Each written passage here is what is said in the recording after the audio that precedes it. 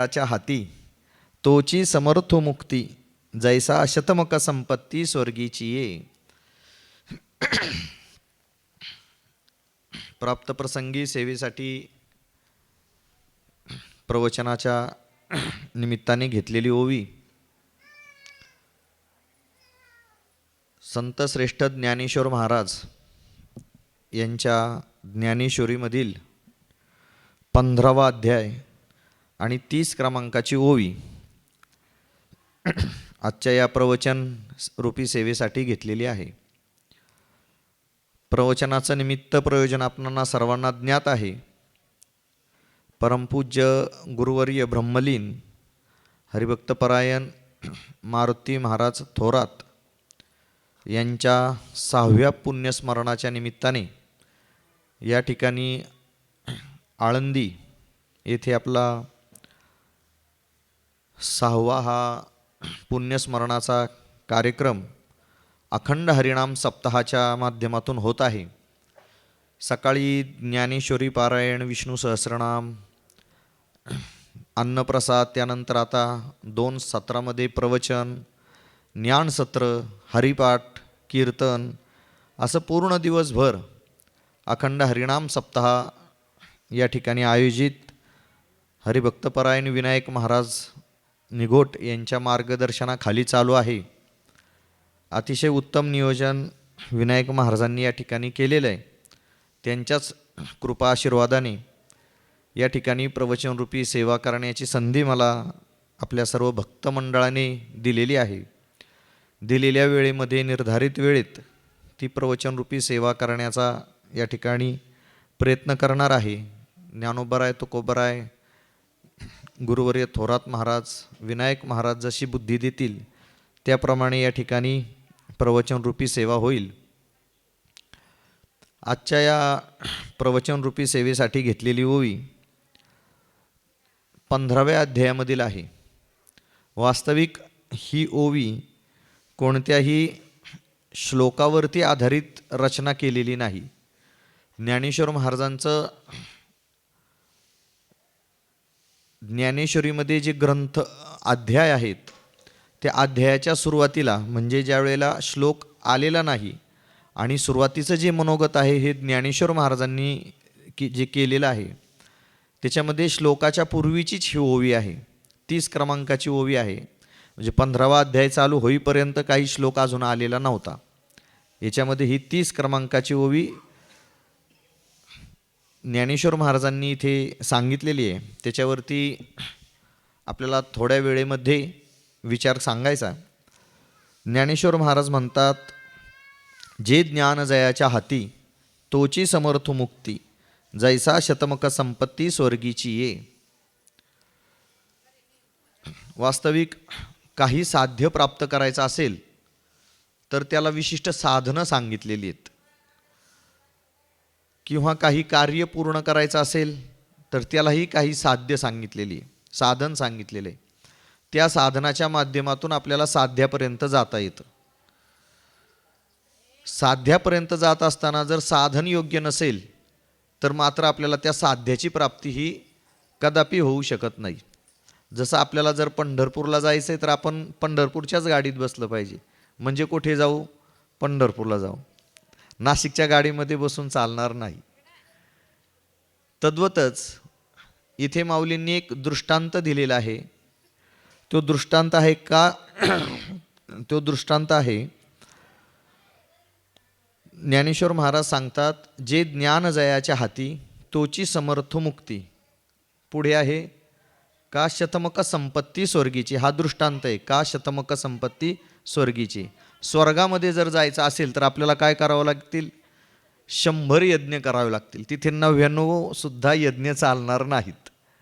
जसं बलिराजाचे 99 यज्ञ पूर्ण झालते आणि एक यज्ञ अपूर्ण होता. तो पूर्ण करण्यासाठी त्याचा प्रयत्न चालू होता. आपल्याला ते सगळी कथा माहिती आहे. पण 99 यज्ञालाही त्याला स्वर्गाची प्राप्ती नाही झालेली. की तो 100 प्राप्त होऊन, पूर्ण होऊन मग स्वर्गाचं आधिपत्य मिळणार होतं. पुढे मिळालं नाही. ते भगवंतानी वामन अवतार घेतला वगैरे हा भाग आहेच. पण 100 यज्ञ केल्याशिवाय त्याला स्वर्गाचा आधिपत्य म्हणजे इंद्र होता येत नाही. त्याच्यासाठी 100 यज्ञ जे शास्त्राने सांगितलेत त्याप्रमाणे योग्य प्रकाराने ते यज्ञ पूर्ण झाले तर त्या असणाऱ्या व्यक्तीला स्वर्गाची इच्छा प्राप्त करून केलेले जे यज्ञ त्याद्वारे त्याला इंद्रादिक देवांचं पद जे आहे हे प्राप्त होतं. म्हणजे तिथं साधन काय सांगितलेलं आहे, 100 यज्ञ करणं हे साधन आहे. तिथं 99 यज्ञ चालणार नाही किंवा इतर काही गोष्टी केल्या तरी तेही चालणार नाही. इथं काय सांगितलेलं आहे तेच पाहिजे. जैसा शतमक संपत्ती स्वर्गीची. किंवा आपल्याला ब्रह्मदेव व्हायचं आहे तरी माऊलींनी पुढे सांगितलेलेच आहे, का शत एक जन्मा जन्मोनी ब्रह्मकर्मा करी तोची ब्रह्म आन नोहे. आन म्हणजे दुसऱ्याला होता येणार नाही. ब्राह्मण कुळामध्ये जन्म घेऊन ब्रह्मकर्म करून ती 100 वेळाला ब्राह्मण कुळामध्ये जन्म घेऊन ती कर्म करायची आणि मग त्याला काय होता येणार आहे, ब्रह्मदेव होता येणार आहे. आपण आधी दृष्टांत सोडवतोय मग सिद्धांताकडे येणार आहे. म्हणजे तात्पर्य काय आहे की जे साध्य करायचं त्याचं साधन विशिष्ट सांगितलेलं आहे. ते जर साधन योग्य झालं तर साध्याची ती प्राप्ती. त्याला पर्यायी सुद्धा दुसरी साधनं चालत नाही. आपल्याला भूक लागलेली आहे तर आपण काय केलं पाहिजे, जेवणच केलं पाहिजे. पर्यायी व्यवस्था माझ्या जागी अमुक अमुक जीवन ये म्हणजे माझी भूक जाईल, चालेल का, नाही चालणार. त्याचं साधन त्यांनीच करायचं आणि तेच करायचं, दुसरं करून चालणार नाही. तहान लागलेली आहे, काय पिलं पाहिजे, पाणी पिलं पाहिजे. नाही म्हणले पाणी का 20 रुपये लिटर आहे बाटलीमध्ये, म्हणले 2000 रुपये लिटरचं तूप प्या ना, चालेल का, नाही चालणार. कारण जे साध्य करायचं आहे त्याच्यासाठी साधन तेच पाहिजे. आपली भूक जाण्यासाठी आपणच जेवण केलं पाहिजे, आपली तहान जाण्यासाठी आपणच पाणी पिलं पाहिजे. मी त्याला पर्यायी व्यवस्थाही चालत नाही आणि पर्यायीसुद्धा चालत नाही. मी तीच गोष्ट पाहिजे. कशासाठी, हे साध्यापर्यंत जाण्यासाठी तेच साधन असलं पाहिजे. तसं व्यवहारामध्ये अनेक प्रकारचं, हा जरी दृष्टांत दिला तरी, हा आत्ता दृष्टांत जरी सांगितला तरी अनेक जरी व्यवहारातले दृष्टांत घेतले कदाचित त्यांना पर्याय निघतील. दृष्टांत हा सिद्धांतापेक्षा नेहमी खालीच असतो, तो काय सिद्धांताची बरोबरी त्याला नसते. पण इथे सांगायचं मला काय की आपल्याला साध्यापर्यंत जाताना जी साधनं सांगितलेली आहेत त्या साधनाच्या माध्यमातून आपल्याला जावं लागेल. म्हणून इथे माऊलींनी सांगितले, का शत एक जैसा शतमक संपत्ती स्वर्गीची. म्हणजे 100 यज्ञ केल्यानंतर आपण स्वर्गापर्यंत जाऊ शकतो किंवा 100 ब्राह्मण जन्म प्राप्त करून ब्रह्मकर्म करून आपण ब्रह्मदेवापर्यंतही जाऊ शकतो, ब्रह्मदेव होऊ शकतो. हे सिद्धांताच्या दृष्टांताच्या दृष्टीनं झालं. पण सिद्धांत काय आपल्याला सांगायचा आहे, इथे माऊलींनी सिद्धांत सांगितला आहे, जे ज्ञान जयाच्या हाती तोची समर्थ मुक्ती. आपल्याला जर मोक्ष मिळवायचा आहे तर त्या मोक्ष मिळवण्यासाठी काय करावं लागेल, ज्ञानच आपल्याला पाहिजे. बरं, त्याला पर्यायी ज्ञानसुद्धा नाही चालत. जसं आत्ता सांगितलं की जेवण करायचं आहे, दुसरा कोणी जेवण आला तरी नाही चालणार. ते कोणचं ज्ञान पाहिजे, तर त्याला जीव ब्रह्म ऐक्यत ज्ञानच पाहिजे. दुसऱ्या व्यवहारात पुष्कळ ज्ञान आहेत पण त्या ज्ञानाने मोक्षता प्राप्त नाही आहे. त्या ज्ञानाने फार तर फार आपल्याला जन्मभराची जी काही समस्या आहे खाण्यापिण्याची ती मिटेल, पण सकल दुःख निवृत्ती आणि परमानंद प्राप्तिरूपी जो मोक्ष तो जर प्राप्त व्हायचा असेल तर त्याच्यासाठी आपल्याला काय पाहिजे, जीव ब्रह्मैक्य ज्ञानच पाहिजे. त्याला तिथे काही पर्याय सांगितलेला नाही. म्हणजे या जीव ब्रह्मैक्य ज्ञानाच्या माध्यमातून आपल्याला मोक्षापर्यंत जाता येतं. आता मोक्ष कशाला म्हणतात, आपण त्याची व्याख्या पाहिलेली, सकल दुःख निवृत्ती आणि परमानंदाची प्राप्ती, त्याला मोक्ष असं म्हटलं जातं. वास्तविक जर मोक्ष जर आपण पाहिलं तर सगळ्या यच्छेवत प्राणी मात्रांना सुखाचीच इच्छा आहे.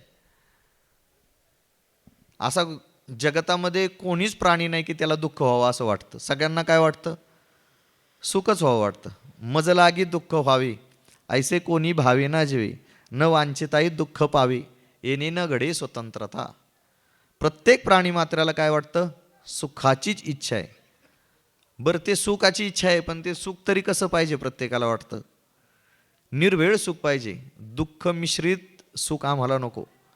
सुख सोलीव सुख पाहिजे की त्या सुखाची पुनरावृत्ती पुन्हा दुःखामध्ये होता कामा नये. म्हणजे असं सुख आम्हाला पाहिजे, असं प्रत्येक प्राणी मात्र ते किंवा सगळ्या संसारातल्या लोकांची जी धडपड चालू आहे ती कशासाठी चालली?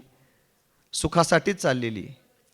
मनुष्य गाडी घेतो, बंगला बांधतो, अनेक प्रकारचे उद्योग व्यवसाय करतो. कशासाठी आहेत हे सगळे? सुखासाठीचे. पण ते सुखासाठी जरी असले तरी त्याच्यामध्ये दुःखाचं मिश्रण आहे. सोलीव सुख त्या ठिकाणी नाही आहे. म्हणून गुरुवारी महाराज सांगतात की मनुष्याने सुखी व्हावं का दुःखी व्हावं? तर मनुष्याने सुखीही होऊ नये आणि दुःखीही होऊ नये. तर काय व्हावं? सुखरूप व्हावं. कारण ते आपलं खरं स्वरूप आहे. सुखी व्हावं म्हणलं की सुख वेगळं ना आपण वेगळं राहिलो म्हणजे परिणिती त्याच्यात दुःख आलं. पण सुखरूप झालो की पुन्हा आता सुख वेगळं ना आपण वेगळं असा भाग राहत नाही. म्हणून आपण काय होणार? सुखरूप. म्हणून मोक्ष आपल्याला काय करतो? सुखरूप करतो. मग सुखरूप जर मोक्ष जो आहे हा सुखरूप आहे म्हणजेच सगळ्यांना सुखाची इच्छा आहे, म्हणजे मोक्षाचीच इच्छा आहे. फक्त झालं काय की आपण जी सुख आपल्या पदरामध्ये पडावं असं आपण पाहतो त्याचं साधन चुकलेलं आहे. साधन काय आपण केलं?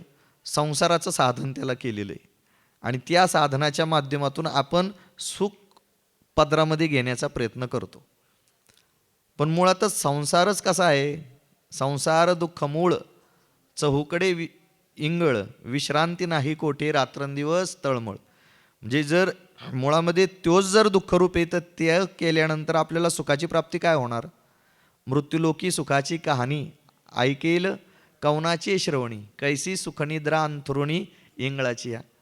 आहे का म्हणले मृत्यूलोकामध्ये सुख? कोणत्याही जरी विषयामध्ये पाहिलं तरी सुख नाही, फक्त सुखाचा आभास आहे. सुख प्राप्त त्याला झालेलंच नाही, कोणत्याही जीवाला नाही.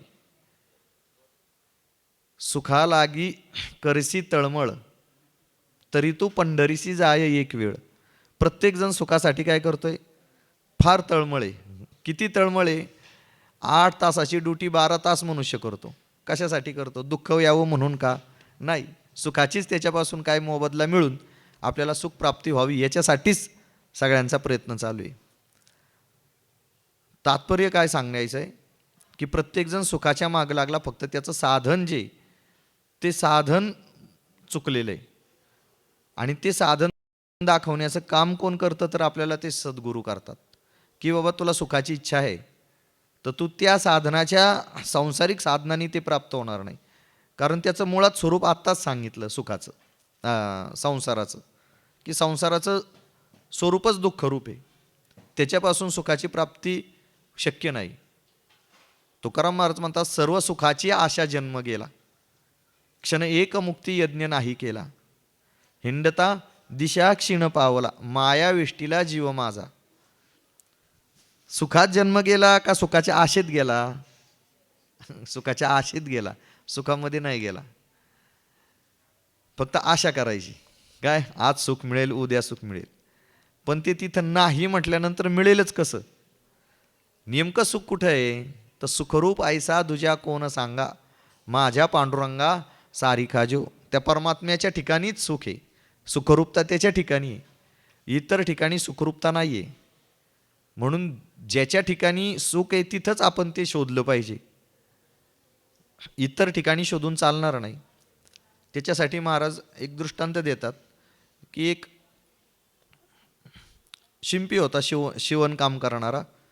ते शिवणकाम करणारा गरीब होता आणि ते सुईचं त्याची जी सुई आहे ती हरवली आणि ती पडली. आता त्याच्याकडे एकच सुई, आता काय करावं असं त्याच्या मनामध्ये आलं. कुठं शोधावं? त्यानं शोधली, त्याला काही सापडेना. शेवटी घराच्या बाहेर आला आणि बाहेर आल्यानंतर अंगणामध्ये सुई शोधू लागला. अंगणामध्ये सुई शोधताना बरेच वेळ गेला. एक गृहस्थ चालले होते, ते आले जवळ. म्हणले, महाराज काय शोधताय? म्हणले, माझी सुई हरवली हो. एकच होती, शर्ट शिवायचा होता. मग तोही गृहस्थ शोधू लागला. दोघांनी शोधली. किती वेळ? 1 तास गेला शोधण्यात. आलेला जे ग्रस्त आहे ते म्हणले, महाराज नेमकी सुई हरवली कुठे ते सांगा, तिथंच शोधू ना आपण. सगळीकडे इकडं बघा तिकडं बघा असं करताय. अहो म्हणले, इथं काय झालंय, माझी सुई हरवली आतमध्ये, पण इथं उजेड आहे, कॉर्पोरेशनचा असणारा बल्ब आहे म्हणून तिथं शोधतोय. सापडेल का? किती जन्म गेला तरी सुई सापडेल का? ती हरवली कुठं? आतमध्ये. तसं आपलं सुख नेमकं कुठून हरवलंय? आपण जीवदशेला आलो, तिथून आपल्याला हे सगळं दुःख परंपरा चालू झाले. पुनरुपी जन्म पुनरुपी मरण. हे आपण खरं ब्रह्मस्वरूप आहे, पण आपण आपलं यथार्थ स्वरूप न जाणल्यामुळं आपल्या पदरामध्ये काय आलेलं आहे? दुःख आलेलं आहे. म्हणून आपल्याला संसाराचंही स्वरूप कळलं पाहिजे आणि आपलं स्वतःचं स्वरूपसुद्धा कळलं पाहिजे. अंतरनेनती बापुडे म्हणून अगत्य सेवने घडे, काय पैपिंकूचे किडे चिळशी घेती. ती काय जाणत नाही ना अंतर. म्हणून आपल्याला सुद्धा काय या संसारामधलं किंवा अनेक या पंचविषयामधलं आपल्याला त्याच्यात गोडी वाटते. का वाटते? कारण अनादि संसार मालेच्या ठाई नित्य विषय सेविले पाही, ते ठसावले चित्ताच्या ठाई वारंवार देही सेविता. हे काय विषय आपण याच जन्मात सेवन केले असं नाही आहे. अनेक जन्म त्याचं काय करत आलोय? सेवन करत आलेलो आहे. आणि त्यामुळे ते चित्तामध्ये दृढ बसलेले आहेत. आणि कोणती गोष्ट चित्तात दृढ बसली की ती निघणं कठीण आहे. परमार्थाचं जरी आपल्याला छंद लागला तरी तो अंतकरणातून जात नाही. माझी मज झाली अनावर वाचा, छंद या नामाचा घेतला असे. मी हा जो छंद नामाचा लागला तरी तो बाजूला जात नाही. आणि विषय जरी अंतकरणात प्रविष्ट झाले तरी ते जात नाहीत. फक्त काय या मनाचे एक निखे, जे देखल्या गोडियाच्या ठाई सुखे, म्हणून अनुभव सुखे सकौतुके दावित जायचे. फक्त त्या मनाला दाखवलं गेलं पाहिजे. म्हणून इथं जे सांगितलं आपल्याला की जो मोक्ष आहे, मुक्ती सांगितलेली आहे. आणि आपल्या संप्रदाया मुक्ती जी सांगितली हातोहात सांगितलेली आहे. असं नाही की देह गेल्यानंतर मुक्ती, ती आहे विदेह मुक्ती. पण जीवनमुक्तीसुद्धा आपल्या संप्रदायामध्ये आहे. येची देही येची डोळा, भोगू मुक्तीचा सोहळा, याच जन्मामध्ये हातोहात आहे. म्हणून उधारीवरती मोक्ष नाही आहे. जीवनमुक्त अवस्था आपल्याला देहात असतानाच प्राप्त होऊ शकते. फक्त काय झालं पाहिजे? देहाच्या बाबतीमधली आपलं देह तादात्म्य बुद्धी जी आहे ती देहावरची बाजूला झाली पाहिजे. अमर आहा खरे की पहा खोटे ते, न म्हणा देह माझा ऐसा मग भरवसा कळेल. जिथं देह आपला नाही तिथं देहासंबंधी पसारा आपला म्हणायचं काय कारण आहे? देह आधी काय खरा देहासंबंधी पसारा. म्हणून आपल्याला मोक्ष जे स्वरूप सांगितलेलं आहे ह्याच्यामध्ये पहिली गोष्ट देह जो आपला आहे त्याच्याबद्दल आपले काय झाले पाहिजे? भक्त ऐसे जाना जे देही उदास, देहावरती उदास झालं पाहिजे. म्हणजे देह आपला नाही, देह माझा नाही, देह मी नाही, मी नाही असं नाही, मी सच्चिदानंद ब्रह्म आहे असा बोध झाला पाहिजे. देह आपल्याला हे मिळालेलं एक साधन आहे, काही कालावधीसाठी, चिरंजीव स्वरूपाने नाही मिळालेलं. ते पूर्वी नव्हतं, पुढं नाही, आता फक्त मध्यंतरी साधन म्हणून आपल्याला ते मिळाले. ते पण देह कोणी दिला? देवे दिला देह भजना गोमटा, किंवा दिली इंद्रिय हात पाय कान डोळे मुख बोलाया वचन, जेने तू जोडसी नारायण नासे जीवपण भवरोग. कोणता भवरोग? हा जन्म मरणाचा भवरोग निघून जाण्याची सामर्थ्य या नरदेहाते. हा तो देवाने दिलेला आहे आपल्याला आणि चांगल्या प्रकारे दिला. काय आंधळामय मुका बहिरा केलेला नाही. मग आपल्याला हा जर प्राप्त झाला तर आपल्याला काय साधन केलं पाहिजे? तर आपल्या पदरामध्ये या जन्माची कृतकृत्यता कशी प्राप्त होईल? कृतकृत्य झालो, इच्छा केली ते पावलो, त्याचा विचार मनुष्याने केला पाहिजे. म्हणजे आपल्याला नरदेह मिळाला तर हा विचार आपण केला पाहिजे. को हम कथमिदम जातम को वै करता असे विद्यते उपादानम किमस्तिह विचार्यस्य मिदृशः. असा विचार आपण केला पाहिजे. मी कोण ऐसा करावा विचार, म्हणे ज्ञानेश्वर निवृत्तीचा. असा विचार आपण केला पाहिजे. आता तो विचार सोडून आपण सगळा विचार करतो.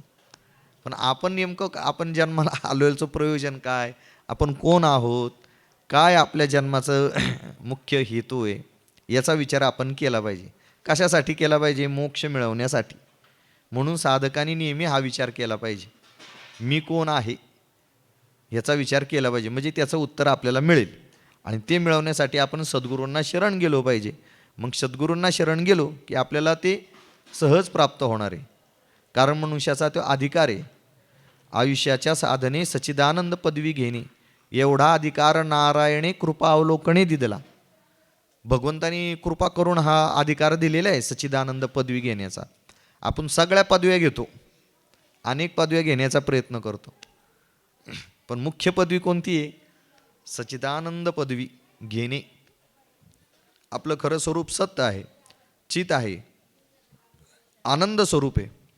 मग ते आपलं आनंद स्वरूप असताना आपण आपल्याला दुःखी समजतो. वास्तविक हे दुःख नाहीच आहे, ते अनिर्वचनीय उत्पन्न होऊन प्रतीतीला येतं.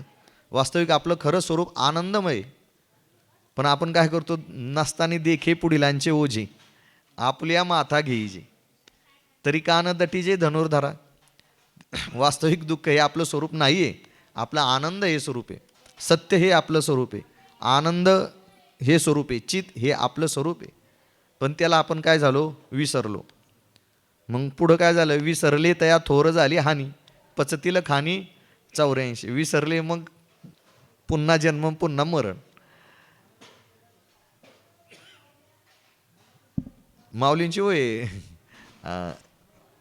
अज्ञानाच्या संदर्भामध्ये आपण असे विसरलो काय बघा.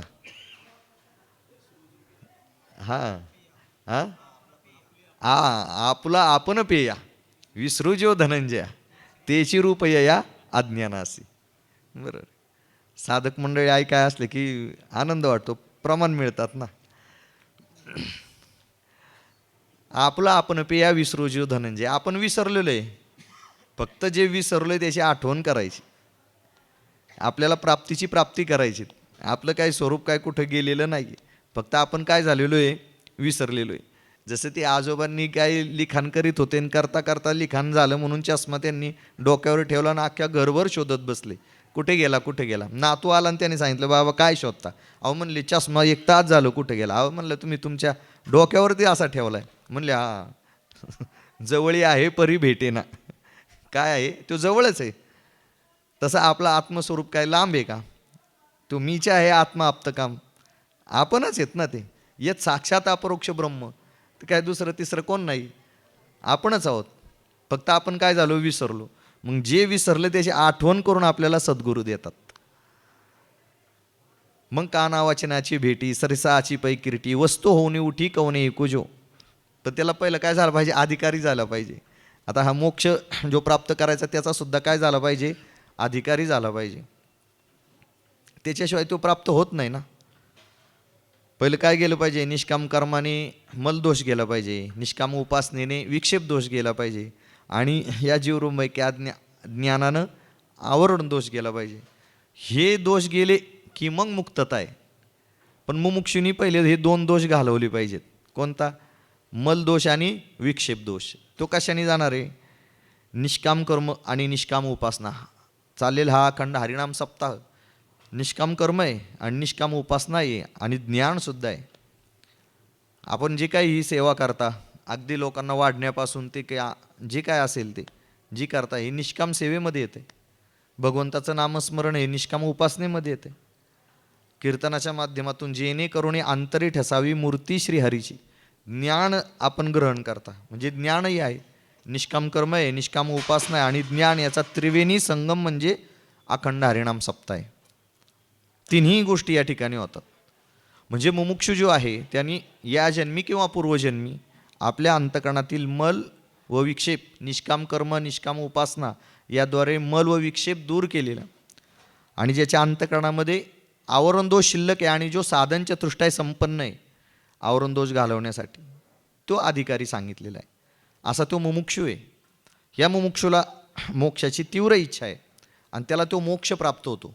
पण कधी होतो? पहिले हे 2 दोष घालवले पाहिजे. आणि सद्गुरू मात्र तिसरा दोष जो आवरण आहे तो घालवतात. आपण सद्गुरूंना शरण गेलो. तद्विद्य प्रणिपातेन परिप्रश्नेन सेवया उपदेक्षन्ति ते ज्ञानम ज्ञानिनस तत्वदर्शना. हे सगळ्या ओव्या त्या खाली आहे श्लोकाच्या. म्हणून एकंदरीत काय सांगितलं इथे की जे ज्ञान जयाचे हाती तोची समर्थो मुक्ती. समर्थो म्हणजे तो अधिकारी होतो. मोक्षाचा, त्याच्याकडे पात्रता येते. त्याच्याशिवाय नाही. कोणत्याही गोष्टीला काय लागते? पात्रता, अधिकार असावा लागतो. तसा अधिकार हा त्या मुमुक्षूकडे येतो, पण तो कशाच्या आधाराने येतो? जे ज्ञान जयाच्या हाती. कशाने येतो? ज्ञानाने येतो. ते ज्ञान त्याच्याकडे असलं पाहिजे. पण ते ज्ञान आत्ता सांगितल्याप्रमाणे जीव ब्रह्माऐक्यरूपी जे ज्ञान आहे ते ज्ञान प्राप्त झालं म्हणजे मग तो मोक्षाचा अधिकारी होतो. पण ते ज्ञान येण्यासाठी सुद्धा काय आहे? ईश्वर कृपा असावी लागते.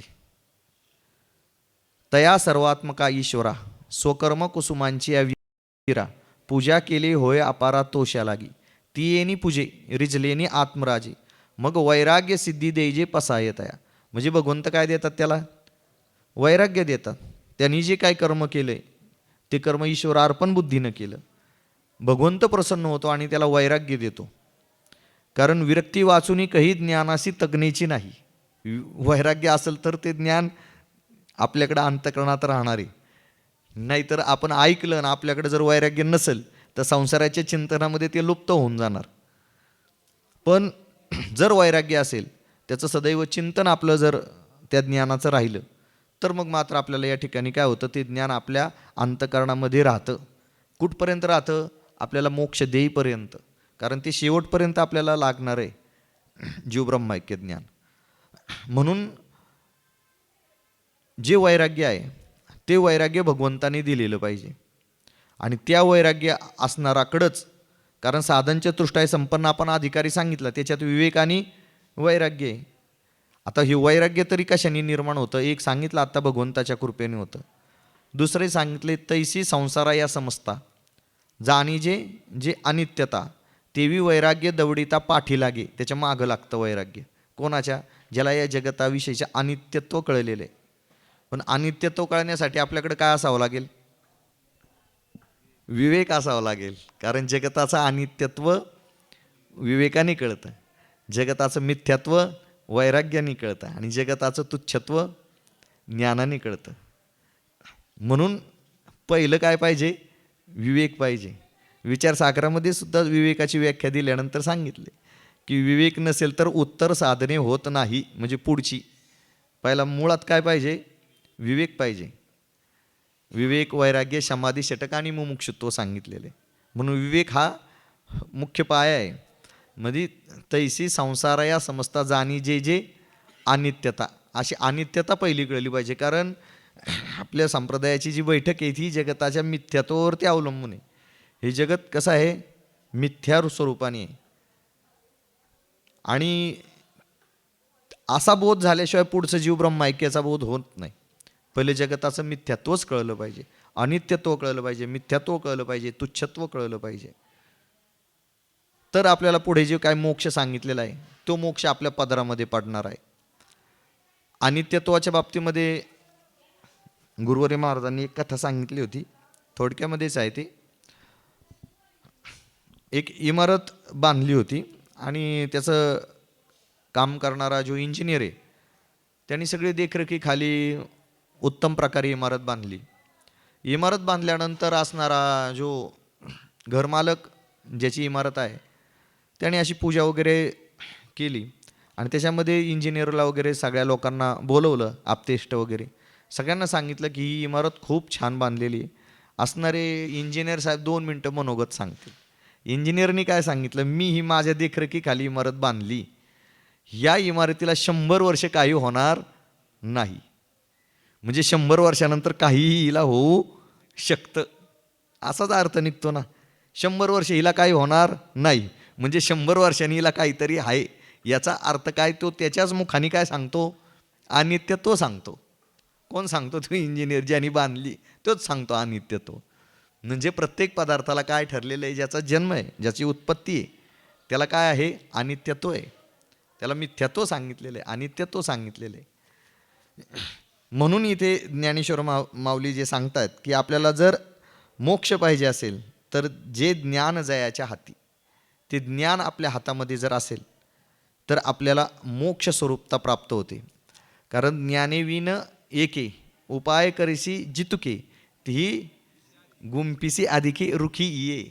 माऊली सांगतात असंच आहे. हे संसाराचं स्वरूप. म्हणून पहिल्यांदा आपल्या अंतःकरणामध्ये या जगताविषयी अनित्यत्व, विवेकानं, वैराग्यानं मिथ्यात्व लक्षात आलं पाहिजे.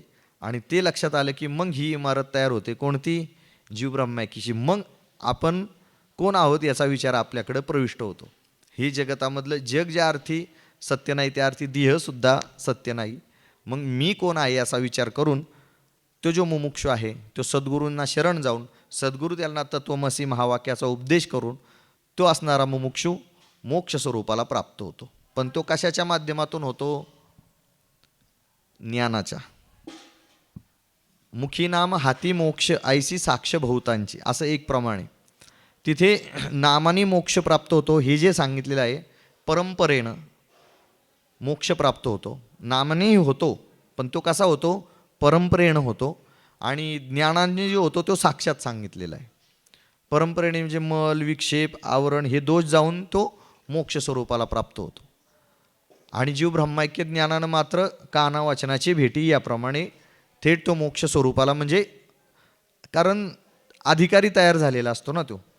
कारण मुमुक्षू म्हणजे अधिकारी तयार झालेला आहे तो, त्याचा मल विक्षेप गेलेला आहे आत्ता सांगितल्याप्रमाणे. म्हणून आपल्याला मोक्ष स्वरूपाकडे जायचं आहे. मोक्ष आपल्याला जीवनामध्ये प्राप्त करून घ्यायचा आहे.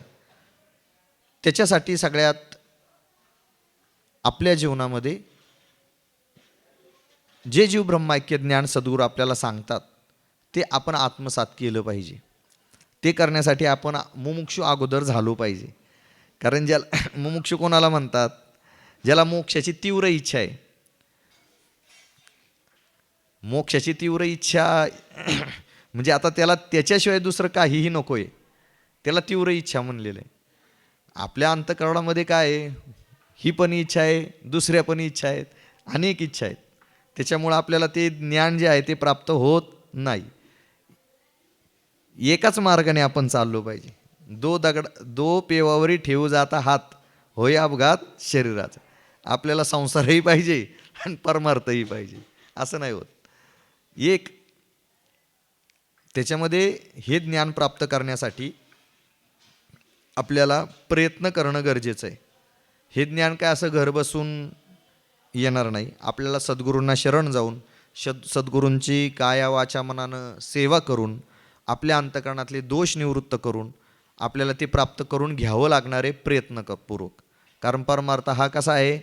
प्रयत्नाधीने. संसार हा प्रारब्धाधीने. त्याचं उपादान कारण जर आपण पाहिलं तर प्रयत्न परमार्थामध्ये हे उपादान कारण आहे आणि प्रारब्ध हे निमित्त कारण आहे. आणि संसारामध्ये जर पाहिलं तर प्रारब्ध हे उपादान कारण आहे आणि प्रयत्न हे निमित्त कारण आहे संसारामध्ये. असा त्यातला प्रकार आहे. म्हणून परमार्थ हा अट्टाहासाने करावा लागतो आणि संसार हा केला तर तो होतच असतो. काय त्याच्यासाठी प्रयास बघा, आपली मुलं हे ते लहानाची मोठी झालीच की काय त्याला सायास काय लागली. पण आपल्याला ते ज्ञान वाढवण्यासाठी काय करावं लागणार आहे? प्रयत्न करावा लागणार आहे. म्हणून असा प्रयत्न. आपली वेळेची मर्यादा झालेली आहे, 2:45 झाले. माऊलींनी इथे जे सांगितलं, जे ज्ञान जयाच्या हाती तोची समर्थोमुक्ती जैसा शतमख संपत्ती स्वर्गीची. म्हणजे स्वर्गातल्या संपत्तीसाठी इंद्रदेव होण्यासाठी जसं 100 यज्ञ करावे लागतील किंवा ब्रह्मदेव होण्यासाठी आपल्याला 100 ब्राह्मण जन्म करून ब्रह्मकर्म करावे लागतील, त्याचप्रमाणे आपल्याला जर मोक्ष पाहिजे असेल तर त्याच्यासाठी ज्ञानच आपल्याला आत्मसात करावं लागेल. त्या ज्ञानाला काही दुसरा तिसरा पर्याय ठेवलेला नाही आणि तो पर्याय नाही पण आपल्याला तेच जे ज्ञान आहे. मग कोणतं ज्ञान सांगितलं? अहम ब्रह्मास्मी ऐसी वाणी एक वेळ पडता कानी अविद्या निद्रा गेली पळोनी तत्क्षणी जागिन्नाला. ती जी अविद्या आहे आपल्या अंतःकरणात बसलेली कल्पना, अविद्या येणे झाला जीव. म्हणजे आपण जे जीव दशेला आलो त्याच्यामधली ही जी कल्पना, अविद्या ती आपल्याला एकदा अहम ब्रह्मास्मी ही जी वाणी कानावरती पडली मग मात्र आपल्या अंतःकरणातली ही अविद्या निघून जाते. पण ती नुसती पडायला पहिलंच सांगितलं की काय असावं लागेल? अधिकारी असावं लागेल. तो मुमुक्षूच असला पाहिजे, मल विक्षेप रहितच असला पाहिजे. जसं परिसामध्ये लोखंडाला सोनं करण्याचं सामर्थ्य आहे पण त्या परिसराकडं लोखंड होऊनच गेलं तर, खापर होऊन गेलं तर ते परीस त्याला सोनं करू शकत नाही. यद्यपि त्याच्यात सामर्थ्य नाही का सोनं करण्याचं आहे, पण लोखंड होऊन गेलं तरी. तसं मुमुक्षू होऊन जर आपण सद्गुरूंकडे आलो तर आपल्याला हा असणारा जो ब्रह्माक्य बोध आपल्या अंतःकरणामध्ये प्रविष्ट होतो आणि आपल्याला त्या बोधाच्या अनुषंगाने जगताविषयी अनित्व मिथ्यात्व लक्षात येतं. हे विषय कशा स्वरूपाचे हे लक्षात येतं. आपल्या जीवनाची खरी कल्याणता कशात आहे हे लक्षात येतं. त्याच्यासाठी संत संगती असली पाहिजे. त्या संत संगतीने आपल्याला विवेक जागृत होतो. त्या विवेकाने अनित्यत्व वैराग्याने मिथ्यात्व कळलं की मग आपल्याला पुढच्या पायरीवरती जाता येतं आणि मग ते ज्ञान अंतःकरणामध्ये स्थिर होतं आणि ते एकदा ज्ञान स्थिर झालं की मग आपल्या अंतःकरणामधली अविद्या असणारा जे काही बाकीच्या कल्पना वगैरे आहेत या सगळ्या निवृत्त होऊन आपण त्या स्वस्वरूपाशी एक होतो.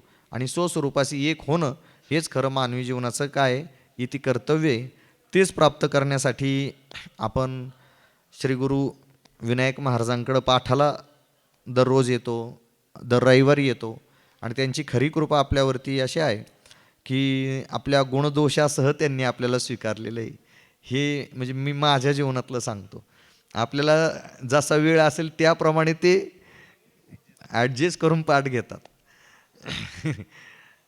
आणि त्यांची ज्ञानदानाची आपल्या साखरे महाराजांची जी परंपरा आहे ती गुरुवर्य थोरात महाराजांकडे आली, थोरात महाराजांकडून विनायक महाराजांकडे, आणि त्यांनी आपल्याला दिलेली आहे. आपलं खरं भाग्य आहे की आळंदी क्षेत्रामध्ये अशा महान परंपरेचं ज्ञान आपल्याला ऐकायला मिळते आणि त्या ज्ञानाच्या द्वारे आपण निश्चितच कृतार्थ या जीवनात झाल्याशिवाय राहणार नाही. म्हणून विनायक महाराजांनी या ठिकाणी मला प्रवचनरूपी सेवेसाठी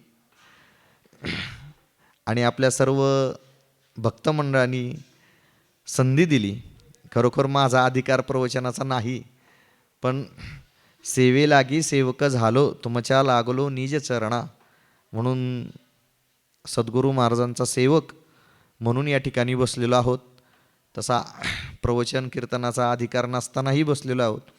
बालक बोबडा बोली का विचुका पाऊली ते चोज करुणी माऊली रिझे जेवी. याप्रमाणे आपण एक बालक म्हणून त्यांच्यासमोर सेवा करायची. वास्तविक हे त्यांनीच शिकवलेलं आहे. त्यांच्याच मुखातलं फक्त आपल्या मुखातून व्यक्त केलेलं आहे. बाकी आपल्या स्वसामर्थ्याचं हे कार्य नाही. त्या सद्गुरूंची कृपा विनायक महाराजांची त्यांच्या कृपेनंच अर्धा पाऊण तास बोलण्याचा प्रवचन करण्याचा योग म्हणून झालेली ही सेवा सद्गुरू महाराजांच्या चरणी गुरुवर्य थोरात महाराजांच्या, विनायक महाराजांच्या, ज्ञानेश्वर माऊली जगद्गुरु तुकोबरायांच्या चरणी समर्पित करून सेवेला या ठिकाणी पूर्णविराम. पुंडलिक वरदा हरिविठ्ठल श्री ज्ञानदेव तुकाराम विठ्ठल विठ्ठल विठ्ठल विठ्ठल विठ्ठल. पुंडलिका वरदेव हरि